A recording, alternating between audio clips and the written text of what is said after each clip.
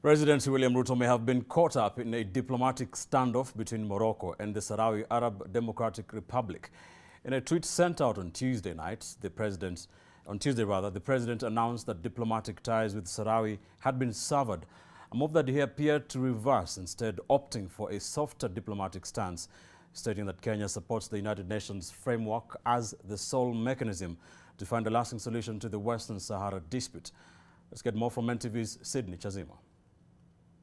The President of Sahrawi Republic. Kenya's diplomatic relations with Western Sahara remain ambiguous, even after the presence of its President Brahim Ghali at William Ruto's inauguration. Following a meeting with Moroccan Foreign Affairs Minister Nasser Bourita at State House in Nairobi, Ruto tweeted, quote, "Kenya rescinds its recognition of the SADR and initiates steps to wind down the entity's presence in the country."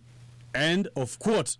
However, after an hour, the post was removed and the wording was changed in a new tweet that said, in part, "Kenya supports the United Nations framework as the exclusive mechanism to find a lasting solution of the dispute over Western Sahara."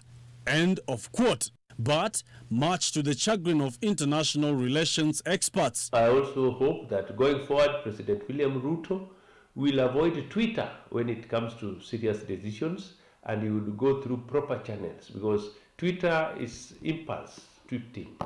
We don't want a president who is just tweeting on impulse. The Sahrawi Republic has been pushing for a transition from a semi-autonomous territory to self-rule, a campaign that Morocco has vigorously opposed, rejecting suggestions from Western Sahara to decide its future through a referendum. So from 1976, there have been conflicts basically between Morocco and Mauritania. Mauritania later relinquished their position and handed over the country back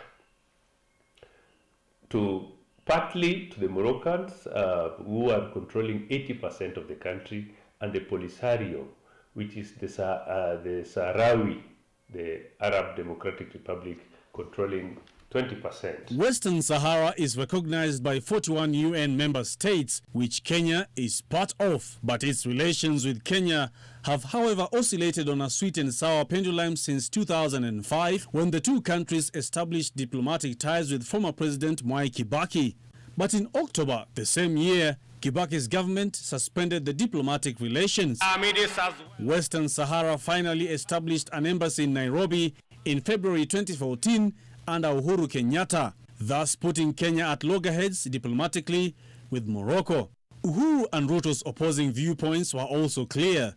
During a virtual African Union Peace and Security Council meeting in March 2021, Uhuru called for an immediate ceasefire to allow the region's peace talks to resume. However, his then deputy Ruto, after a meeting with Moroccan ambassador to Kenya, El Mokhtar Gambo, was allegedly quoted saying, "The autonomy plan under Moroccan sovereignty is the best solution to the Sahara issue." However, Ruto later refuted the claims in a letter from the Ministry of Foreign Affairs, terming them as false.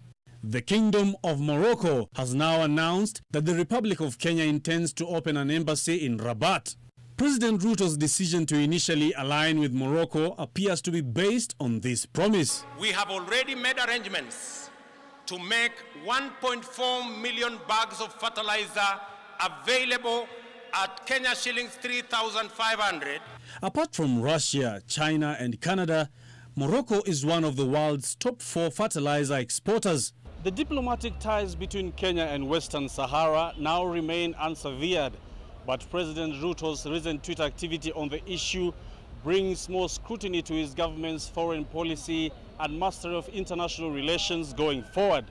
Sydney Chazima, NTV, Nairobi.